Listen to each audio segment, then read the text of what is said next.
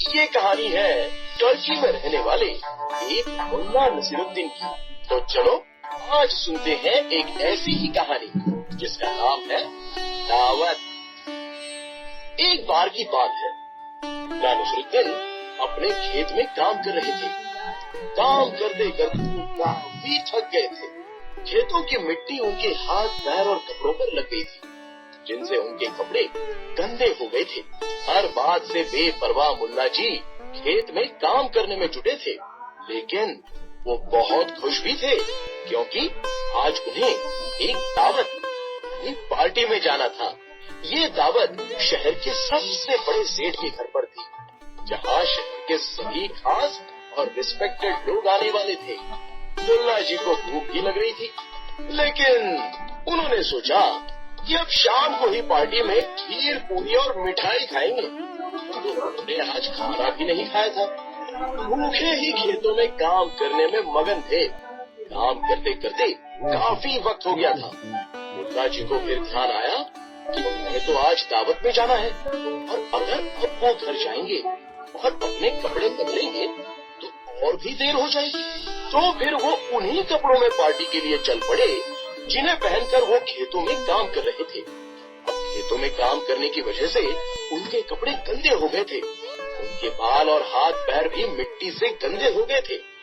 धूल से भरे मुल्ला नसीरुद्दीन ने इस बात पर ध्यान ही नहीं दिया और वो ऐसे ही पार्टी में शामिल होने के लिए चल पड़ी। मुल्ला जी को भूख भी लग रही थी, उन्होंने दिन भर कुछ भी नहीं खाया था। वो पार्टी में जैसे ही पहुंचे तो वहाँ पर उन्हें एक से बढ़कर एक खाने की खुशबू आ रही थी। मुल्ला जी ने मन ही मन सोचा कि आज तो बहुत बढ़िया पकवान मिलने वाला है खाने में। लेकिन ये क्या, जब मुल्ला नसीरुद्दीन वहाँ गेट पर पहुंचे तो सब उनको अजीब तरह से घूर रहे थे। सोच रहे थे कि ये कौन भिखारी आ गया यहाँ पर। किसी ने मुल्ला जी का स्वागत भी नहीं किया, सेठ जी ने उनकी तरफ ध्यान भी नहीं दिया। मुल्ला जी समझ ही नहीं पा रहे थे कि आखिर हुआ क्या है, क्यों सभी उसे इस तरह से घूर रहे हैं। लेकिन मुल्ला जी को बहुत ही ज्यादा भूख लग रही थी, उनके पेट में चूहे दौड़ रहे थे। वो आगे बढ़कर एक प्लेट में खाना लेने की कोशिश करने लगे, लेकिन खाना देने वाला भी उन्हें अजीब नजरों से देख रहा था। अब मुल्ला जी को बात समझ में आ गई, वो तेजी से वहाँ से निकल गए। उसके बाद वो जल्दी से अपने घर लौटे। मुल्ला जी ने फिर नहा धोकर नया कोट पहना और फिर से उस पार्टी में शामिल होने के लिए पहुंच गए। अब इस बार जब मुल्ला नसीरुद्दीन पार्टी में सज संवर कर पहुंचे तो सेठ जी ने भी उनका स्वागत बहुत ही अच्छे से किया। अब सब उन्हें पहचान भी गए। मुल्ला नसीरुद्दीन से सारे लोग बड़े प्यार और रिस्पेक्ट से मिल रहे थे। किसी ने कहा कि चलिए मुल्ला जी कुछ खा लीजिए। खाना देने वाला भी मुल्ला जी के लिए एक प्लेट लेकर दौड़ता हुआ आया।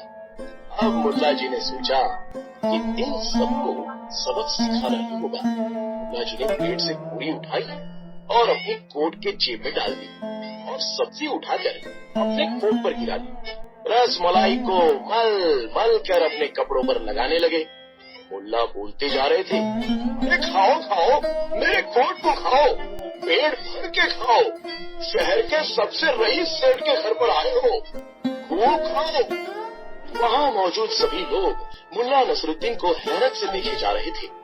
कोई समझ नहीं पाया कि आखिर वो ऐसा क्यों कर रहे हैं। तभी सेठ जी ने मुल्ला नसीरुद्दीन से पूछा, मुल्ला जी ये आप क्या कर रहे हैं, अपने ही कपड़ों को खाना क्यों खिला रहे हैं। तब मुल्ला जी ने जवाब दिया, पहले जब मैं खेतों में काम करने वाले कपड़ों में यहाँ आया तो किसी ने मेरा स्वागत नहीं किया, सब मुझे घूर रहे थे, किसी ने मुझसे कोई बात नहीं की। खाना देने वाला भी मुझे अजीब तरह से देख रहा था।